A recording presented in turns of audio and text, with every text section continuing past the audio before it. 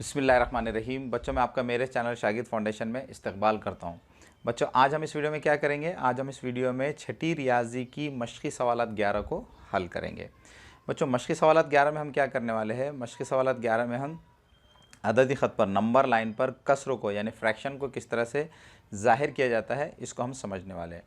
बच्चों, जैसे कि आप पहले से इस बात से वाकिफ़ है कि सही आदात को यानी इंटीजर्स को अददी ख़त पर किस तरह से ज़ाहिर किया जाता है। अददी ख़त पर सही आदात को ज़ाहिर करने के लिए क्या किया जाता है? अददी ख़त के बीच में सिफ़र को लिखा जाता है और दाएं तरफ गिनती के आदात को यानी पॉजिटिव नंबर्स को लिखा जाता है और बाएं तरफ नेगेटिव नंबर को यानी मनफी आदात को ज़ाहिर किया जाता है। तो इस तरह से सही आदात को अददी ख़त पर ज़ाहिर किया जाता है। लेकिन बच्चों, अब हमको इस वीडियो में क्या समझना है?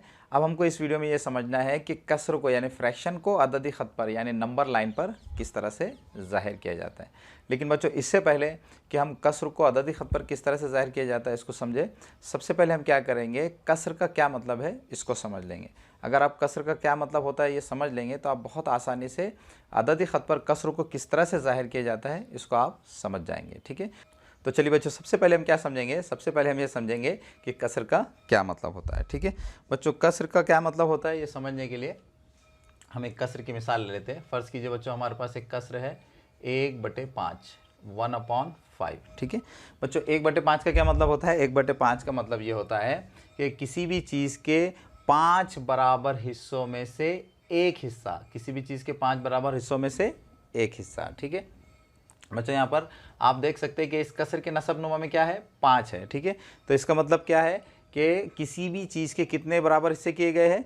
5 बराबर हिस्से किए गए। ठीक है, और शुमार कुनिंदा में क्या लिखा गया है? 1 लिखा गया है। तो 1 का क्या मतलब है? 1 का मतलब यह है कि एक चीज़ के 5 बराबर हिस्सों में से ये एक हिस्सा लिया गया है। ठीक है, तो यह है बच्चों 1/5 इस कसर का मतलब। ठीक है, 1/5 इस कसर को और अच्छी तरह से समझने के लिए हम इस सर्कल की मदद लेंगे। ठीक है, यहाँ पर आप देख सकते हैं कि इस सर्कल के कुल 5 बराबर हिस्से किए गए हैं, 1 2 3 4 5। ठीक है, अगर बच्चों मैं इस सर्कल के कुल 5 बराबर हिस्सों में से ये एक हिस्सा ले लेता हूँ, ठीक है, ये मैं एक हिस्सा ले लेता हूँ। ठीक है, तो इस एक हिस्से को, जो इन 5 बराबर हिस्सों में से एक हिस्सा है, तो इस एक हिस्से को हम क्या कहेंगे?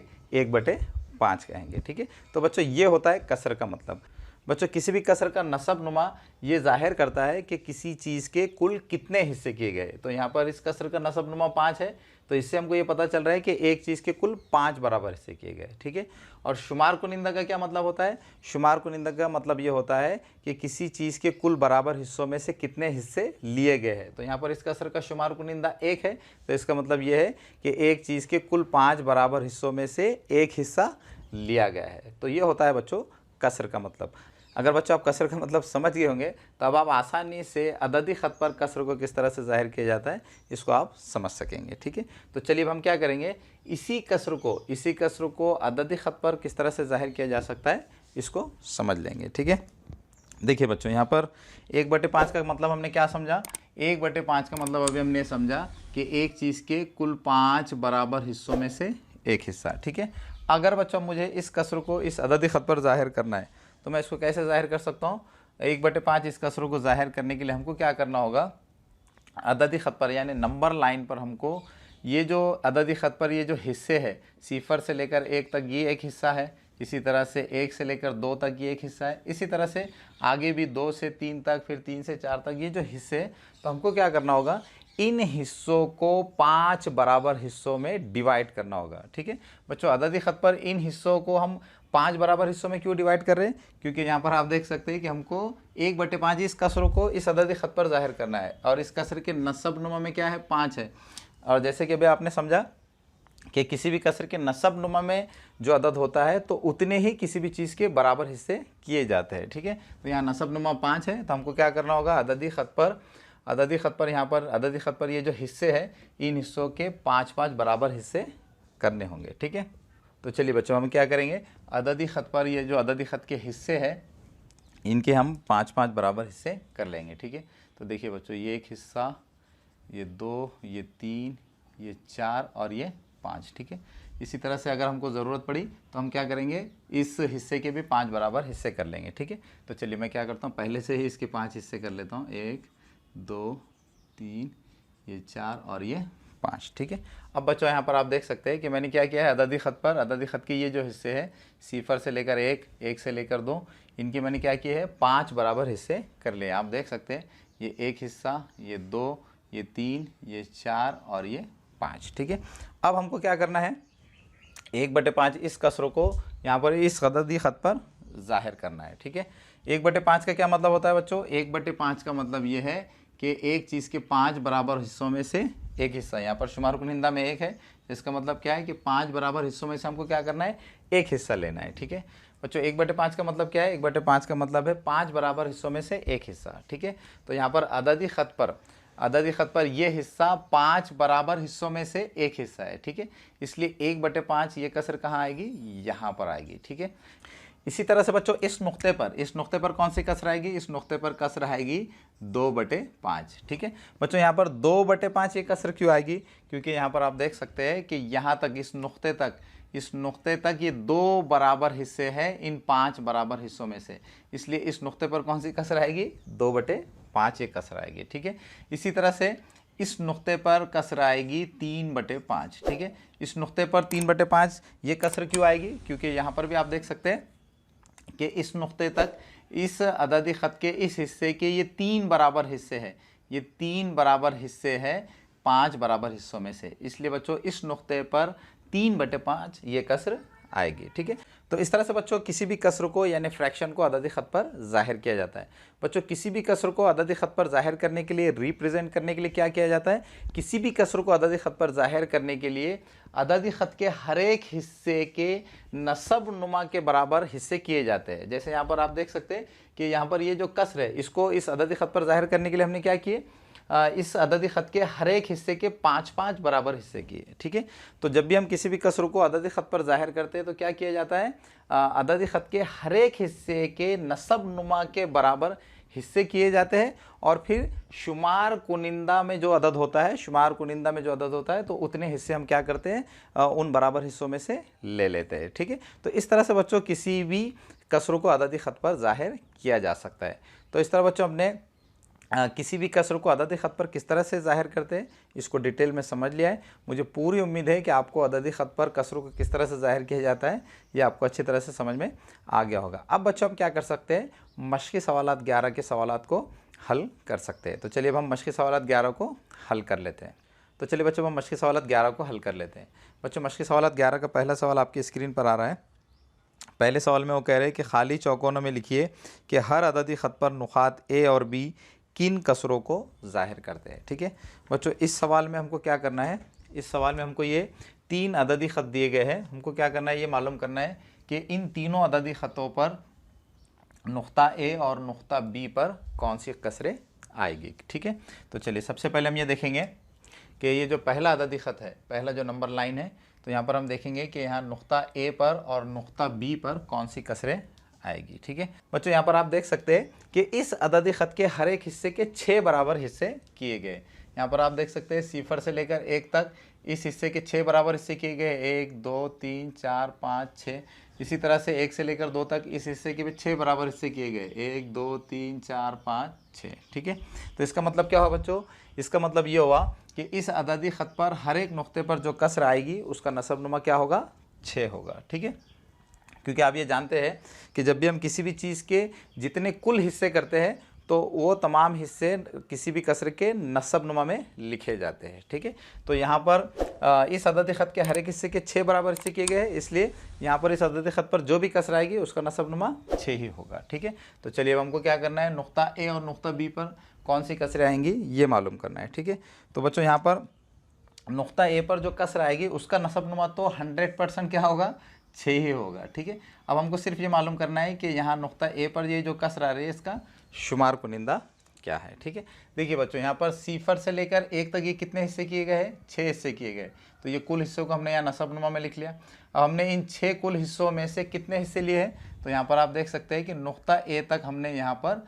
5 हिस्से लिए हैं, 6 बराबर हिस्सों में से हमने 5 हिस्से लिए, 1 2 3 4 और ये 5। तो इसका मतलब क्या है, शुमार कुनिंदा में क्या आएगा, 5 आएगा। ठीक है, तो इस तरह से नुक़्ता ए पर कौन सी कसर आएगी, 5/6। ठीक है, अब हमको ये देखना है कि नुक़्ता बी पर कौन सी कसर आएगी। तो यहाँ पर भी जो कसर आने वाली है तो उस कसर का नसबनुमा 100% क्या होगा, 6 ही होगा। ठीक है, अब हमको सिर्फ ये मालूम करना है कि नुक्ता बी पर जो कसर आ रही है तो उसका शुमार कुनिंदा क्या है। ठीक है बच्चों, यहाँ पर देखिए, यहाँ पर ये कौन सी कसर आ रही है, 6/6। इस नुक्ते पर कौन सी कसर आएगी, 7/6। इस नुक्ते पर कौन सी कसर आएगी, 8/6। यहाँ पर कौन सी कसर आएगी, 9/6। और यहाँ पर कौन सी कसर आएगी, 10/6। तो इसका मतलब क्या है, नुक्ता ए पर जो ये कसर आ रही है उसका शुमार कुनिंदा क्या है, 10 है। ठीक है, तो इस तरह से नुक्ता बी पर कौन सी कसर ज़ाहिर होगी, 10/6। तो इस तरह बच्चों हमने ये पहले अददी ख़त पर जो नुक्ता ए और बी है तो इन नुक्तों पर कौन सी कसरें आएंगी ये मालूम कर ले। अब बच्चों दूसरे अददी ख़त को देखिए। दूसरे अददी ख़त पे हमको क्या करना है, यहाँ पर नुक्ता ए और नुक्ता बी पर कौन सी कसरें आएंगी ये मालूम करना है। ठीक है बच्चों, यहाँ पर अगर आप गौर से देखेंगे तो आपको पता चलेगा कि इस अददी ख़त पर हर एक हिस्से के 5 बराबर हिस्से किए गए। 0 से लेकर 1 तक इसके 5 हिस्से किए गए, 1 2 3 4 5। ठीक है, इसी तरह से 1 से लेकर 2 तक इस हिस्से के भी 5 बराबर हिस्से किए गए, 1 2 3 4 5। इसी तरह से 2 से लेकर 3 तक इस हिस्से के भी 5 बराबर हिस्से किए गए, 1 2 3 4 5। ठीक है, तो इसका मतलब क्या हुआ, इसका मतलब ये हुआ कि इस अददी ख़त पर हर नुक्ते पर जो कसर आने वाली है उसका नसबनुमा क्या होगा, 5 होगा। ठीक है, क्योंकि बच्चों किसी भी चीज़ के कुल हिस्सों को कहाँ लिखा जाता है, कसर के नसबनुमा में लिखा जाता है। ठीक है, तो यहाँ पर चूँकि इस अददी ख़त पर हर एक हिस्से के कुल 5 बराबर हिस्से किए गए, इसलिए इस ख़त पर जो भी नुक्ते है और उन नुक्तों पर जो भी कसरें आएगी तो उनका नसबनुमा क्या होगा, 5 ही होगा। ठीक है, तो चलिए अब हम यहाँ पर देखते हैं कि ए पर कौन सी कसर आएगी। ठीक है बच्चों, ए पर जो कसर आने वाली है उसका नसबनुमा तो 100% क्या होगा, 5 होगा। ठीक है, अब हमको सिर्फ क्या देखना है, हमको ये देखना है कि शुमार कुनिंदा में कौन सा अदद आएगा। ठीक है बच्चों, यहाँ पर आप देख सकते हैं कि ए तक हमने क्या किया है, इन 5 बराबर हिस्सों में से 3 हिस्सों के लिए है, 1 2 और ये 3। ठीक है, तो इसका मतलब क्या है, हमने 5 बराबर हिस्सों में से 3 हिस्से लिए, तो यहाँ पर शुमार कुनिंदा में कौन सा अदद आएगा, 3 आएगा। ठीक है, तो इस तरह से ए इस नुक्ते पर 3/5 ये कसर आएगी। ठीक है, अब हमको देखना है कि बी पर कौन सी कसर आएगी। ठीक है, बी पर भी जो कसर आने वाली है उसका नसबनुमा भी क्या होगा, 5 ही होगा। ठीक है, अब हमको देखना है शुमार कुनिंदा में कौन सा अदद आएगा। ठीक है बच्चों, यहाँ पर कौन सी कसर लिखी गई है, 5/5। तो यहाँ पर कौन सी कसर आएगी, 6/5। और यहाँ पर कौन सी कसर आएगी, 7/5। तो इसका मतलब क्या है, इस कसर का जो शुमार कुनिंदा होगा वो क्या होगा, 7 होगा। तो इस तरह से अब हम यहाँ पर ये कह सकते हैं कि नुक्ता बी पर कौन सी कसर आने वाली है, 7/5 ये कसर आने वाली है। ठीक है, तो इस तरह से हमने इस दूसरे अददी ख़त को कंप्लीट कर लिया है। अब बच्चों तीसरे अददी ख़त को देखिए। तीसरे अददी ख़त पर आप देख सकते हैं कि तीसरे अददी ख़त पर अददी ख़त के हर एक हिस्से के 7 बराबर हिस्से किए गए हैं, 1 2 3 4 5 6 7। इसी तरह से 1 से लेकर 2 तक ये जो हिस्सा है इसके भी 7 हिस्से किए गए, 1 2 3 4 5 6 7। ठीक है, तो इसका मतलब क्या हुआ बच्चों, इसका मतलब ये हुआ कि इस अददी ख़त पर हर नुक्ते पर जो कसर आएगी तो उसका नसबनुमा क्या होगा, 7 होगा। ठीक है, क्योंकि जब भी हम किसी भी चीज़ के जितने कुल हिस्से करते हैं तो उन कुल हिस्से को कहाँ लिखा जाता है, नसबनुमा में लिखा जाता है, कसर के डिनोमिनेटर में लिखा जाता है। ठीक है, तो चलिए अब हम क्या करेंगे, यहाँ पर ये नुक्ता बी और नुक्ता ए, इन दोनों नुक्तों पर कौन सी कसरें आएंगी ये मालूम करेंगे। ठीक है, तो चलिए पहले हम बी पर कौन सी कसर आएगी ये मालूम करते हैं।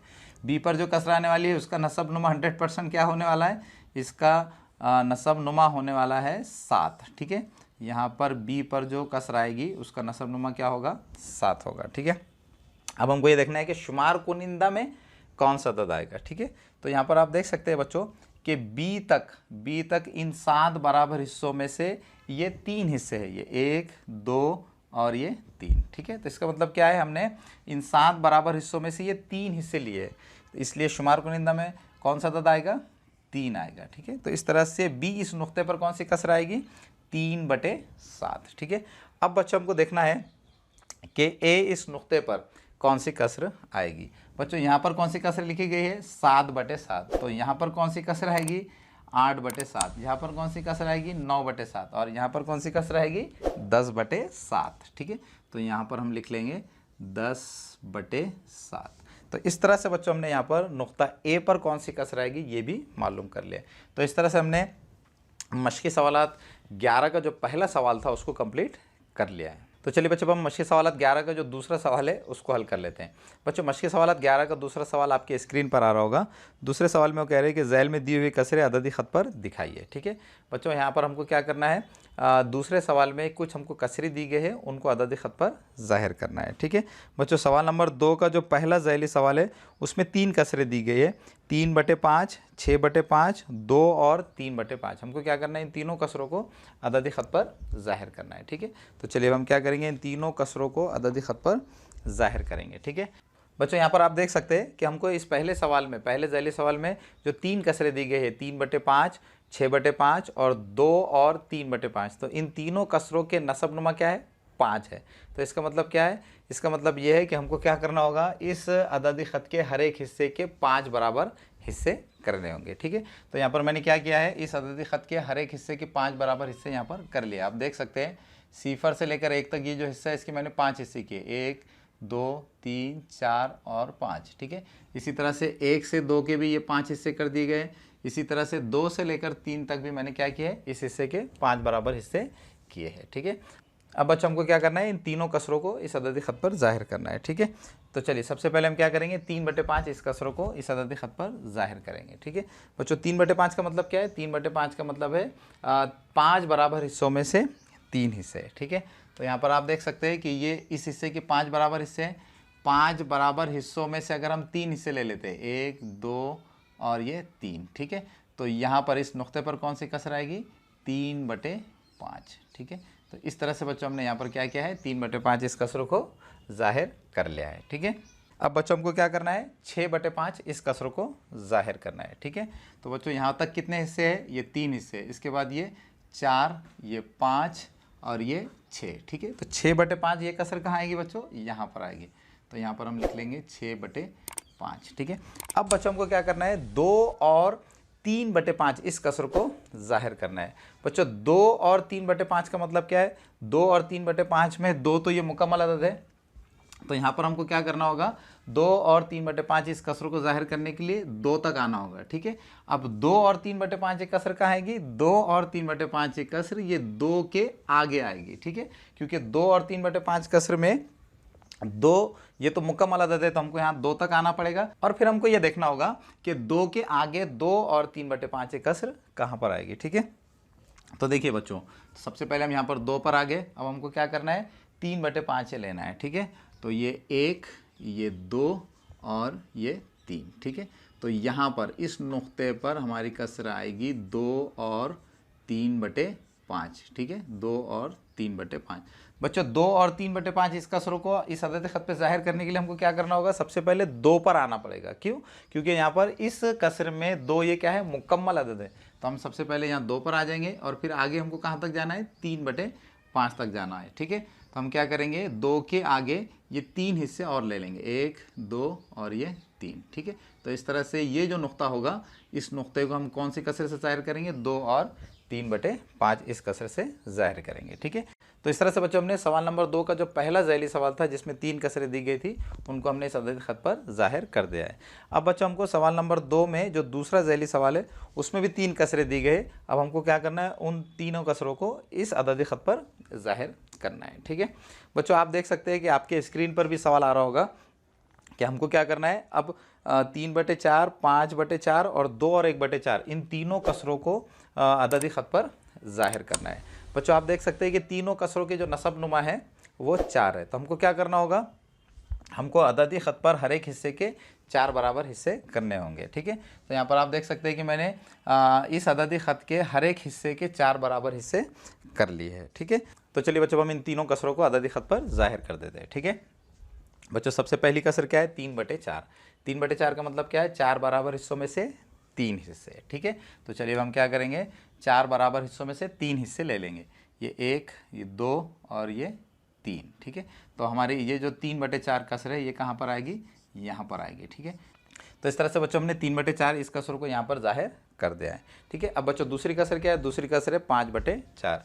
बच्चों 5/4 इस अददी ख़त पर कहाँ पर आएगी, यहाँ पर आप देख सकते हैं कि यहाँ पर ये कौन सी कसर है, 3/4। ठीक है, यहाँ पर कौन सी कसर आएगी, यहाँ पर आएगी 4/4।